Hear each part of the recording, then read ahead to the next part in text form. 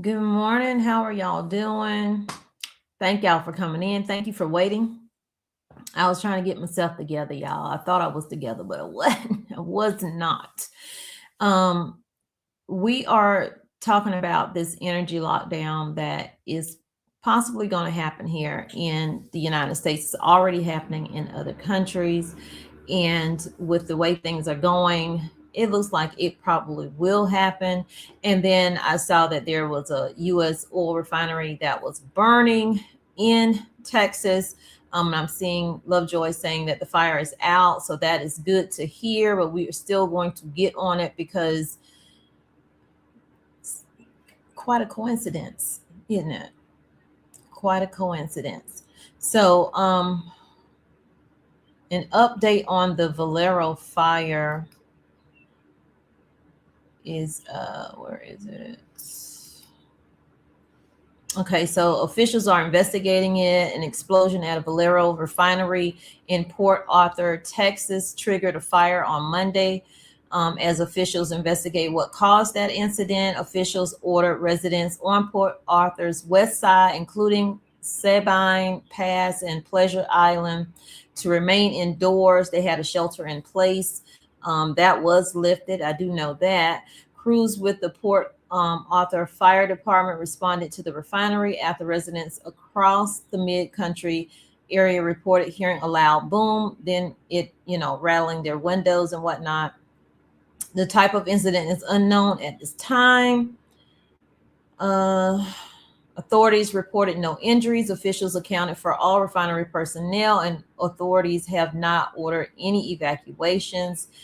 They are checking the air quality, of course. Valero confirmed a fire in one of its units and said its emergency teams are coordinating with local responders.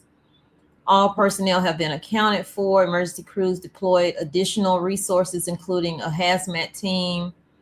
Officials closed state highways 82 and 87 as a precaution and urged drivers to avoid the area. I think those have now been reopened, though. The Texas Commission on Environmental Quality deployed air monitoring teams. Sabine Pass Independent School District announced it was going to be closed today due to the incident. Port Arthur mayor said some children remained in Sabine Pass as buses could not go through that area due to road closures. Officials in nearby Netherlands said they have detected no impact within their city limits, and they are monitoring the air quality over there as well. So we're going to go over to check out some of the video of it because it was crazy looking, and then touch on this whole energy lockdown and what is that going to look like for us here in the United States if this happens.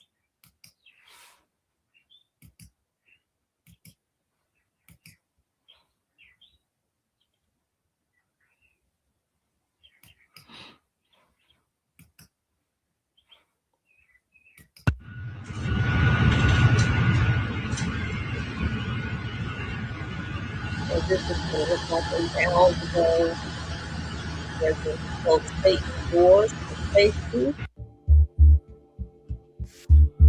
Over 400,000 barrels per day is what it produces or processes.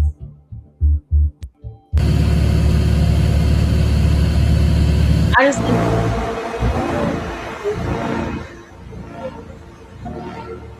we have all this stuff going on. Fire and this that happens. has been reported at the Valero oil refinery in Texas is much.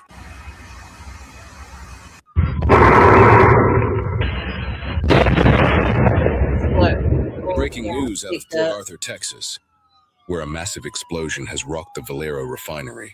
Intense flames and thick black smoke are visible for miles after the blast, which witnesses say shook the ground. Authorities have issued an immediate shelter-in-place order. Breaking news. The Valero refinery in Port Arthur, Texas just had a huge explosion. There's no other news yet. We don't know exactly what's happening. There's a 1 million acre fire in Nebraska. A fire the size of Rhode Island is burning. Nobody's really talking about it. Keep eyes on what's happening in Hawaii. if you've seen any of the footage out of Hawaii, that water is brown for a reason. 40% of homes in Hawaii are on septic tanks. That's poop in that water everybody's walking around in. Yeah, that's pretty nasty, bro. But that's it's burning pretty bad. Hold on. That's with any flood, though. And I did have that because I was going to do that update on Hawaii and what was going on there. I'm glad he brought that up, though. But any flood situation, when you see that water in the road and it's like high and stuff, of course, people need to know that that is poop, you know, because the septics, the system is overflowing. You see it gushing out of the manholes all the time. So let's go over to the lockdowns. Let me stop sharing.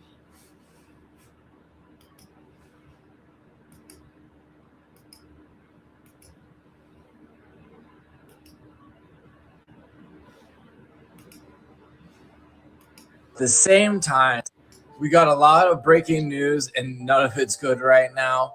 We may be having energy lockdowns sooner than later. So right here, this is the 8th largest U.S. refinery. This is the Valero plant in Texas. People heard a loud explosion here and there's massive fire at this plant. No one knows what it is, but at this point with everything going on, very few people think this is an accident. Now, at the same time, Israel and U.S. forces have struck the power plant infrastructure in Iran. Not the actual power plant, but the pipes and everything leading up to it. And it looks like Iran has responded. Kuwait is in darkness right now, so they may have been hit. And there are other reports that some major facilities in Saudi Arabia got hit. There's also some other news with Saudi Arabia. I just don't want to be spreading fake news about that. But there's a lot of stories going around on X about Saudi Arabia right now. Listen, energy lockdowns are coming. It's going to be COVID 2.0. But I'm going to be one of the first people to say this, but energy lockdowns are coming and you better be prepared. With the conflict going on in the Middle East, oil prices are already rising, and countries in Southeast Asia have even started telling their residents to start rationing their energy and electricity. The biggest lockdown since COVID is coming. So a new lockdown is being introduced around the world. And oh, shit.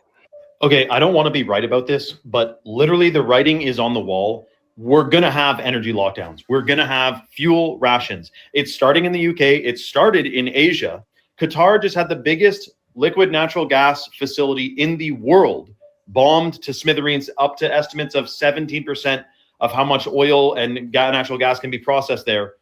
Gone overnight. Flights are being canceled all throughout Asia because of dwindling fuel. And throughout Asia, they're telling people to stay home and save fuel because it's running out. The Strait of Hormuz is still closed, and even if it opened up right now, it would take months to get everything back up to speed. This delay we just saw in the last 21 days of this war is going to have repercussions. Fuel rationing and new 50 miles an hour speed limit plan is on the table for all of the United Kingdom. And at the same time, in the United States, because of the partial government shutdown and lack of TSA employees, staffing issues, flights are getting canceled.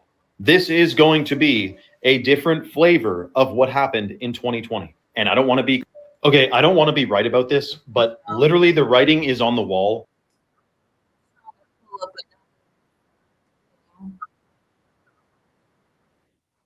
Let's see. I was trying to pull up something else. I thought I had it already up.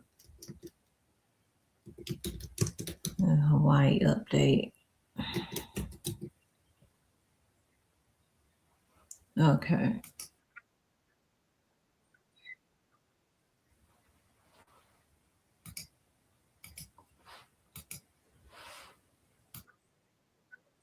Nothing until like 2 in the morning. What happened to us was pretty inexcusable. No sirens, no nothing until like 2 in the morning. That was way too late. My grandson's 18. He risked his life to save others when it should have been military, and it should have been our police. Me and my dad, all our friends, we came together in the tractors and people were on their roofs yelling for help. You see a family hit like this, knowing that how long it's going to set them back with hits. What happened to us was pretty inexcusable. No sirens, no nothing until like 2 in the morning. That was way too late. My grandson's 18.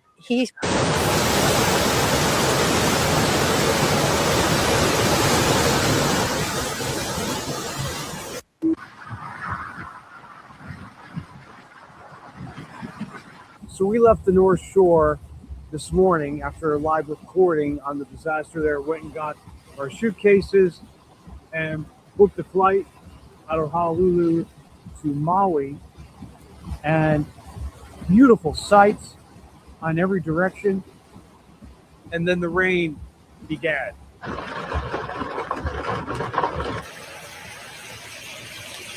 Torrential downpours, like I have never seen actually so quickly.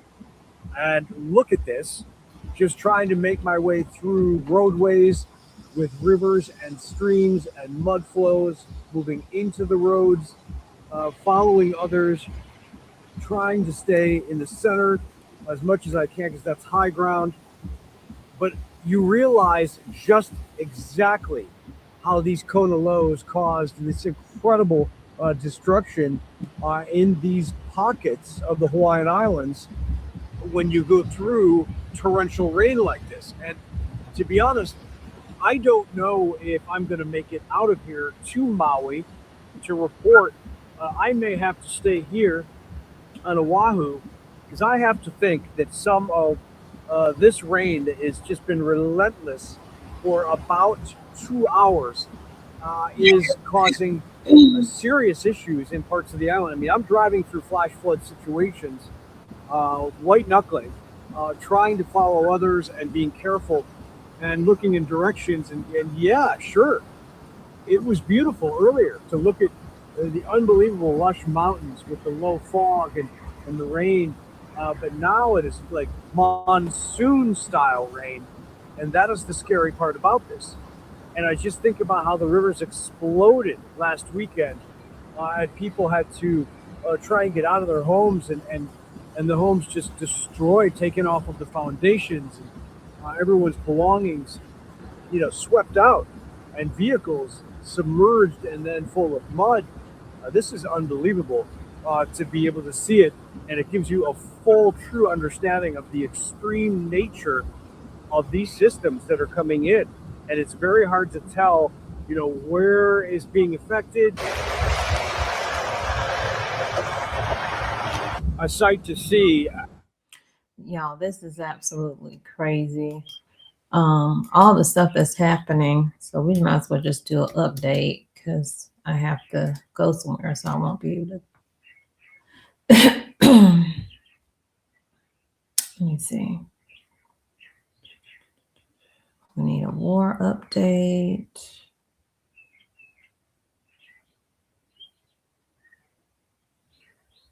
Oh, it's something going on in Cuba too. Let's go to Cuba first.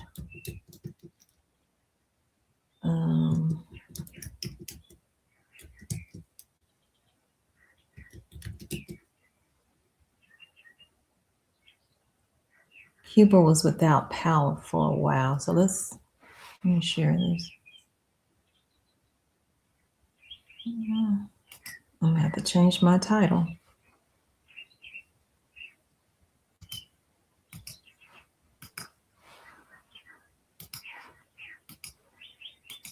In Cuba, officials say power is slowly being restored after the country's electric grid collapsed again this past weekend. It's the island's third blackout this month amid an ongoing U.S. oil blockade. In Havana, it's now routine for people to try to take advantage of the daylight, but by nightfall, with much of the city pitch black, many residents say they're just trying to survive.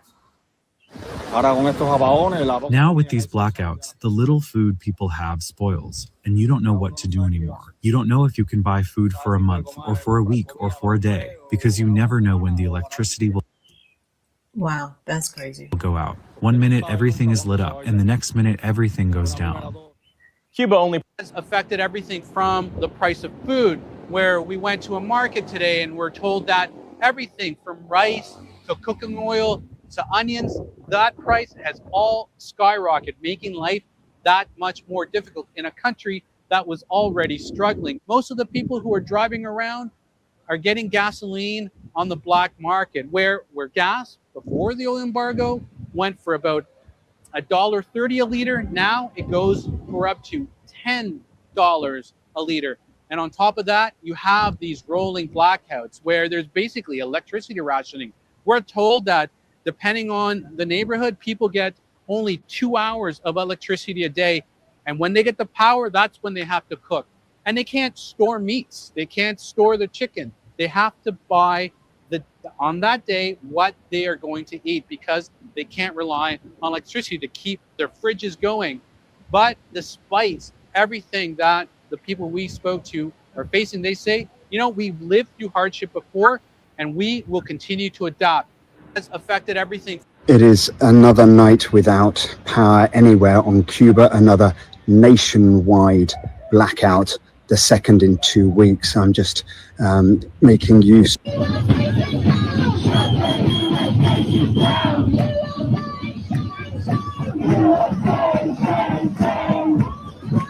We're wondering what's going on with them.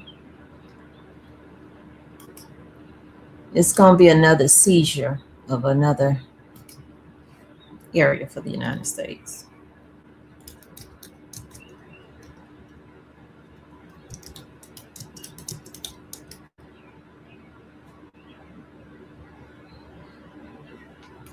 Is Donald Trump about to invade Cuba? We'll be doing something with Cuba very soon. He keeps saying he'll do something about it, but what and when? Whether I free it, take it, I think I could do anything I want with it. We should absolutely take Trump seriously. So is Cuba about to become the next Venezuela or even the next Iran?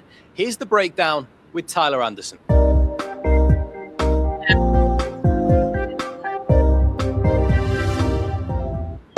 U.S. President Donald Trump discusses controlling Cuba as another massive blackout hits the island. I do believe I'll be having the honor of taking Cuba. This is the third major blackout on the island, which is grappling with an energy and economic crisis. Cuba's Ministry of Energy and Mines said there had been, quote, complete disconnection of the country's electrical system. Crews are slowly restoring power. Cuba has been cut off from Venezuelan oil since early January, when the U.S. attacked Venezuela and captured its then president, Nicolas Maduro.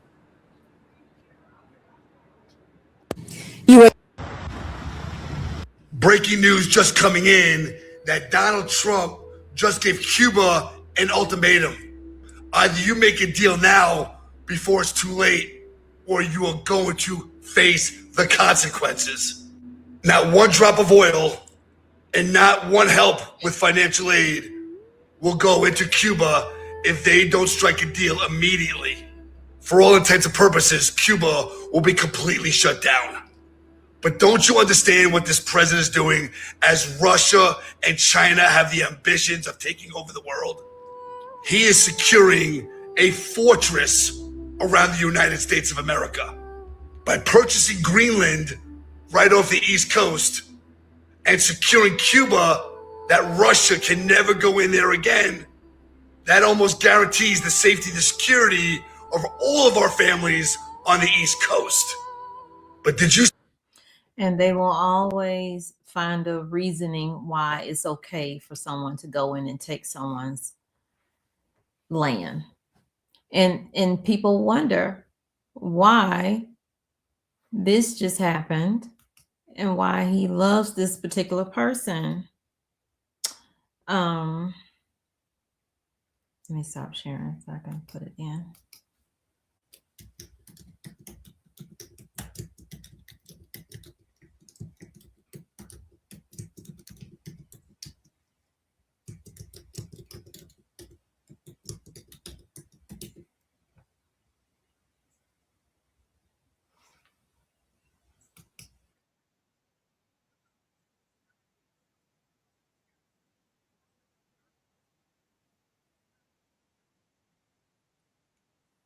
Here we go.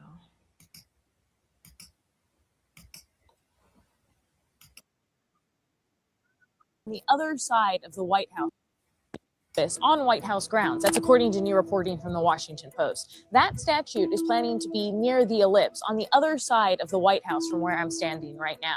The statue is going to be a reconstruction of Baltimore's Reagan commissioned statute, which was thrown into the harbor by protesters in 2020.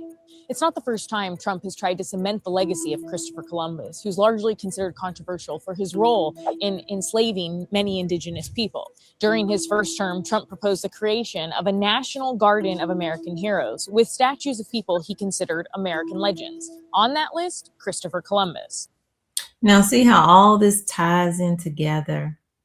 The taking of land, the taking of countries, Christopher Columbus, enslaving. That's what they want to do to all of us, enslave all of us. This is why the one world order is coming in to play, to control every single thing we do, where we go, know who we're talking to, know what we're doing, control our finances.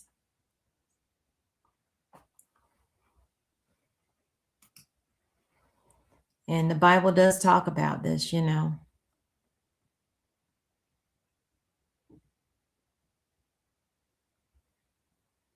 This is, I'm not going to get into, but they've already put it in. It's not he's going to do it. They just actually put it in. Breaking news, there has been a Christopher Columbus statue installed at the White House. The statue is a replica of the one that was destroyed in Baltimore in 2020 and thrown into the harbor. It's actually made from pieces of that statue as well. Right now, the statue sits on the north side of the Eisenhower Executive Office building down in DC. This is a huge win for Italian-American organizations across the country, and it really shows Donald Trump's support for Columbus Day. Drop your comments below and let me know what you think of this move. Breaking news, there has been a Christopher Columbus statue installed. Check on the Iran war. I haven't checked on that in a while. I'm so over it at this point.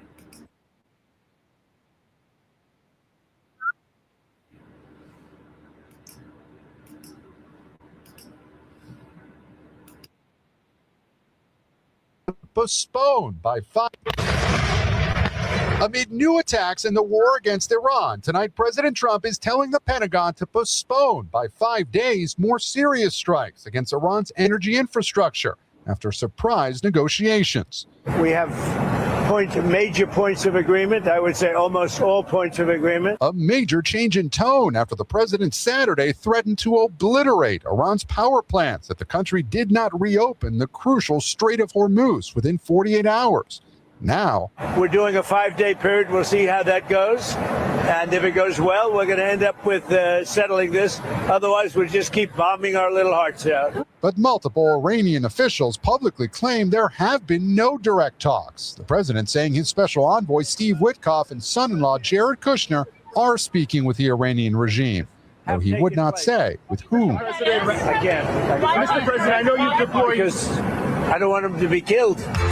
The president today After more than 3 weeks of war, U.S. forces have struck more than 9,000 targets in Iran and damaged or destroyed more than 140 ships and boats, all that according to the Pentagon.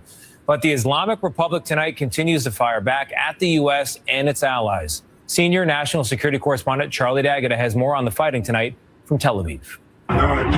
In the middle of the latest wave of airstrikes across Iran, a sudden about-face from President Trump, postponing for 5 days a deadline to obliterate Iran's power plants in order to break the country's siege on the Strait of Hormuz. But CBS News has learned Iran has laid at least a dozen mines in that strait to target any ships that dare to try passing through.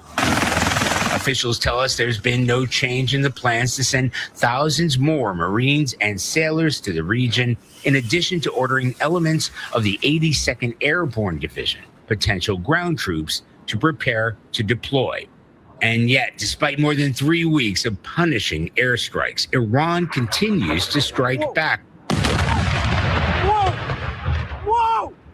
with 2 ballistic missiles hitting cities in Israel's south over the weekend, injuring close to 200 people.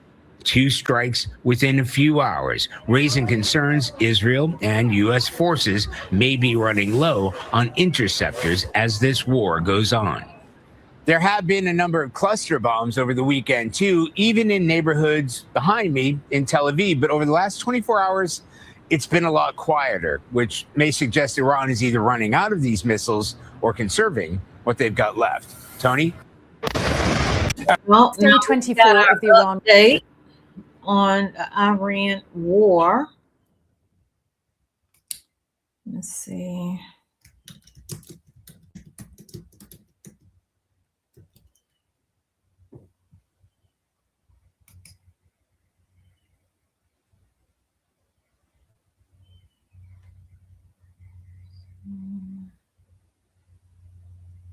Anything else going on? Okay, y'all. So I'm gonna get up out of here. I just wanted to see what was going on out here myself, because I really have not been keeping up with the Iran war as much as I used to. It's hard. It's hard bringing bad news all the doggone time, but I see what's going on, and I just want you guys to see what's going on. It's not this side over that side. They're all on the same side. And if you're not in their financial bracket, then we're on the opposite end of where they are and what they're planning for all of us in the end. Thank you, Justin. Thank you, Cherokee. East Dad. Hey, how are you? Hey, Abnormal. Abnormal, that's funny. Hey, Erica, how are you? Thank all of y'all for coming in. Please hit the like and leave your comments, and I'll see y'all in the next video.